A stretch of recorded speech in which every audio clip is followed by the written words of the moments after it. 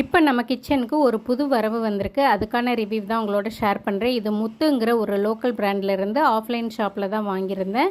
இதில் மொத்தம் 3 பிளேட் வருது. மினி இட்லி தான். ஒரு பிளேட்லேயே 5 குழி வர்றதுனால மொத்தம் 15 இட்லி ஒரே டைமில் ஊற்றலாம். 600 ருபீஸு. இது ஸ்டவ்வில் வைக்க தான் கொஞ்சம் மக்கர் பண்ணிச்சு. அதனால் ஒரு குட்டி ஸ்டாண்ட் இருந்தது. அதில் வச்ச உடனே நல்லா செட் ஆகிடுச்சு.